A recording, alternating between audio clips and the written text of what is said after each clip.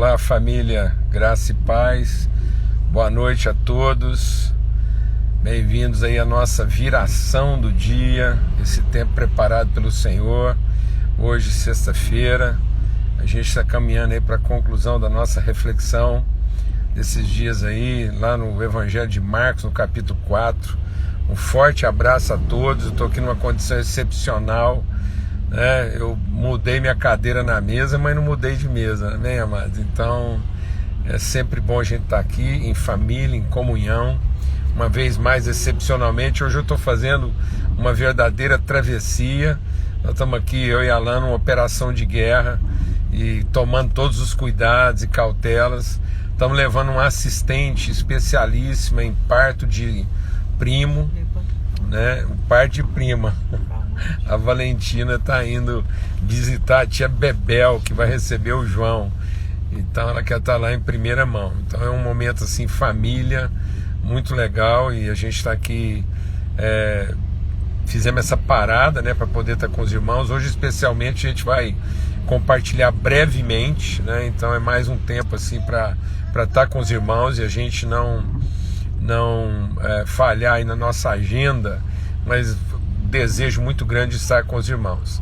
Eu queria ter uma palavra de oração agora, pedir mesmo assim graça de Deus e direção para a gente poder concluir, né, essa reflexão em nome de Cristo Jesus, Senhor. Pai, muito obrigado pelo teu cuidado, obrigado pela tua companhia, tua presença em nós, o mover do teu Espírito.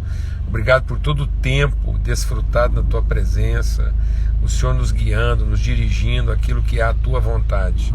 E uma vez mais nós clamamos para que o teu Espírito Santo fale ao nosso coração, ministre, ilumine os olhos do nosso entendimento, Pai, no nome de Cristo Jesus, o Senhor. Amém e amém. Amados, a gente compartilhou, né, essa semana toda, enfatizamos, repetimos, e reforçamos essa reflexão, esse entendimento do que de fato significa essa travessia, esse mover constante. Desde domingo, né, a gente compartilhou sobre o princípio da disposição, ou seja, ser movido, ser deslocado, sair do nosso lugar de comodidade e de conformidade. Então Deus não quer que a gente viva uma vida de conformidade, de comodidade, mas que a gente apresente, né, nossos sentimentos, nossas emoções, nossa vida em oferta espontânea como sacrifício vivo, santo e agradável. É uma oferta espontânea. E às vezes a gente pensa que essa oferta é um holocausto a Deus, né? Como se fosse um sacrifício devocional. E não é. Essa oferta é um sacrifício relacional.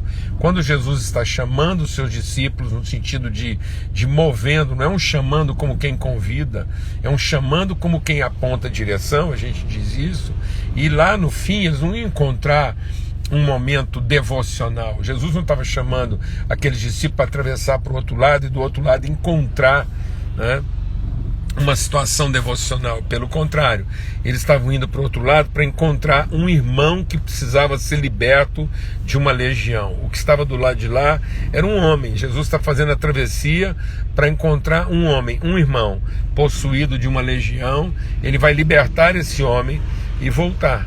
Então, assim, e deixar ali uma semente, a semente de uma transformação através de uma única pessoa.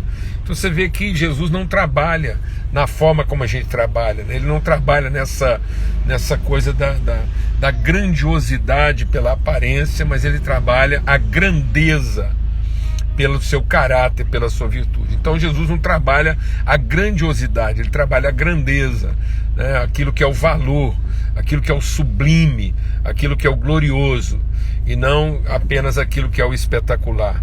Então Jesus faz uma travessia, submete os discípulos a um desafio de vida. Os discípulos pensaram que iam morrer, agora pensa, chegam lá, encontram um endemoniado, libertam um único homem, a cidade o expulsa de lá e ele deixa ali uma semente que vai significar luz para aquele lugar.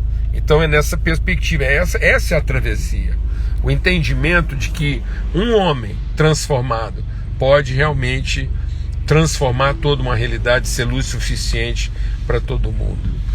E aí é o que Cristo faz. E esse é o desafio. E eu queria, assim, como eu disse, a gente não vai poder estender muito hoje, mas eu queria ser enfático nisso, nessa questão da travessia, da disposição, do movimento de Deus, né, de não pensar como todo mundo pensa, deixando a multidão, servindo de exemplo e de guia para outros barcos, enfrentar os desafios, assumir a responsabilidade. E qual é a conclusão do texto? A conclusão do texto é que Jesus acalma a tempestade, ele mostra como se faz. Jesus não está fazendo no lugar dos discípulos, ele uma vez mais está mostrando qual deve ser a atitude de um homem que está fazendo, que entende a travessia, um homem que está avançando para a sua plenitude.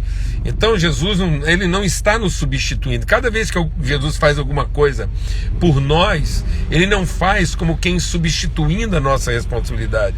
Ele faz para inspirar a nossa responsabilidade. Quando Jesus toma a cruz, ele diz, está vendo? Agora eu vou tomar a cruz.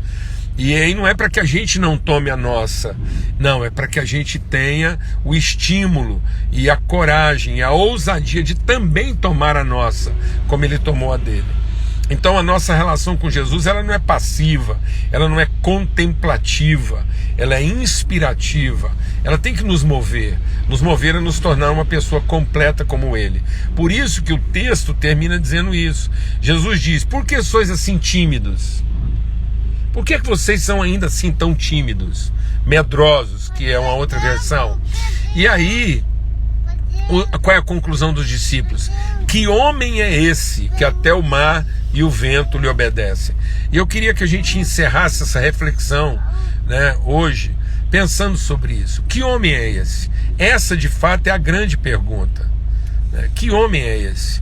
E seria importante e essencial que as pessoas também pudessem olhar para nós e pensar, que pessoa é essa? Que ser humano é esse? Essa é a inspiração.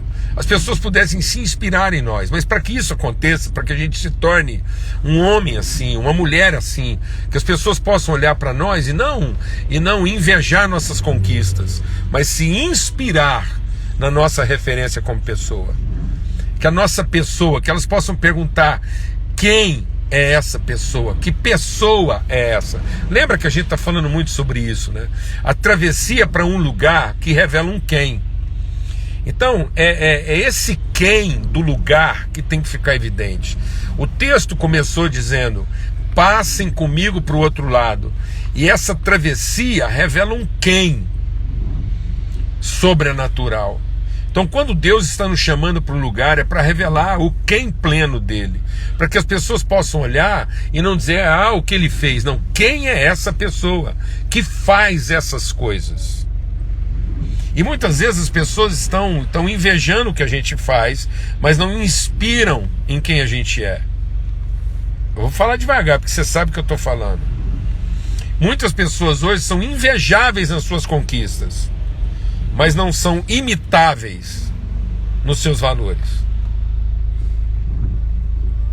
E Deus não quer que você seja invejável naquilo que você faz, mas Deus quer que você seja inspirador como a pessoa que você é. Mas para que isso aconteça, nós vamos ter que confessar o nosso medo. Sabe, irmãos, medo é pecado, porque medo é incredulidade. Medo é falta de submissão. Por isso que Jesus está repreendendo os discípulos, dizendo, por que sois assim tímidos? O que Deus quis de Josué? Deus disse para Josué, tão somente ser forte e ousado. A coragem de aceitar o desafio, é a disposição. O que é disposição? É vencer nossos medos interiores, é romper com a nossa timidez. E muitas vezes a gente quer se explicar na timidez. Tem gente que quase se vangloria da sua timidez, sendo que timidez é desobediência, sendo que timidez é rebeldia àquilo que é a voz de Deus. Por isso que a palavra de Deus diz que o perfeito amor lança fora todo medo. E muitas vezes nós estamos travestindo o nosso amor de devoção, porque aí na nossa devoção a Deus, que ninguém vê, nós não temos que ser ousados na nossa afeição por aquele a quem se vê. Por isso que João diz: como é que as pessoas vão saber que você de fato ama Deus a quem você não vê, se você não ama aquele a quem se vê? Essa é a grande pergunta.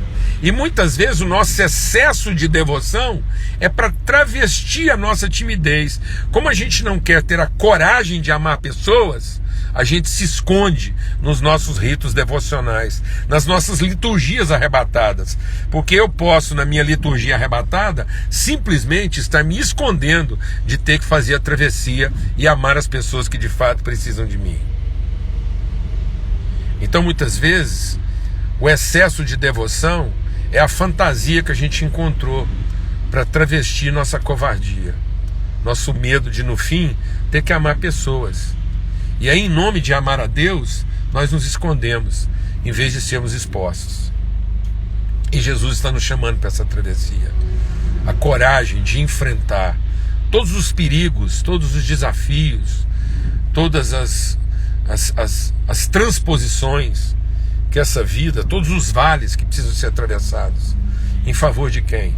Em favor de amar e ser servido como alimento para aqueles que até então eram nossos inimigos.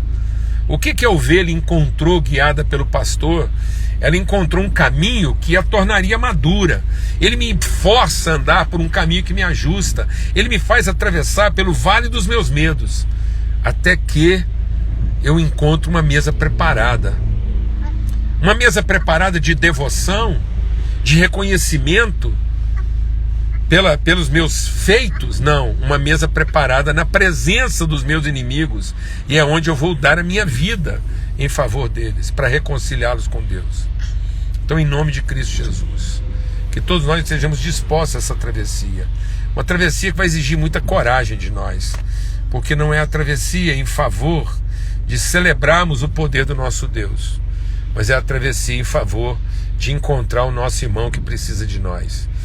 E quando a gente vai na direção do irmão, muito daquilo que você gostaria de estar desfrutando com Deus e às vezes não está, é porque você está indo na direção oposta, você está indo na direção da devoção e não na direção da afeição. E o Salomão, ele fala bem sobre isso. Quando Deus chega para Salomão e diz assim: Salomão, o que você quer que eu te dê?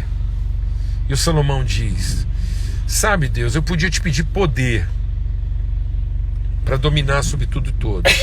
Eu podia te pedir saúde para nunca passar uma dificuldade. E eu podia te pedir dinheiro para ter tudo que eu quisesse. Mas eu não vou te pedir nem dinheiro para ter tudo que eu quero, nem poder para dominar sobre todos que eu quero, e nem saúde para durar o tempo que eu quero. Eu vou te pedir sabedoria para cuidar das pessoas, porque elas são muitas, e eu não sei como cuidar de todas elas. E Deus disse: sabe, Salomão, porque você não pediu poder para prevalecer sobre os que se opõem, você não pediu dinheiro para ter tudo que você quer, e nem saúde para durar o tanto que você quer, mas você pediu sabedoria. Eu vou te dar sabedoria para cuidar das pessoas, mas também vou te dar todo o dinheiro que você precisa, toda a saúde que você precisa e todo o poder que você precisa. Que homem é esse que até o mar e o vento lhe submetem? Sabe que homem é esse?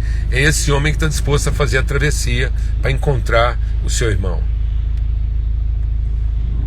Então, quando nós buscamos o reino de Deus, e não o seu poder, mas buscamos o reino de Deus e a sua justiça, então nós nos tornamos esse homem que até o mar e o vento se nos submetem.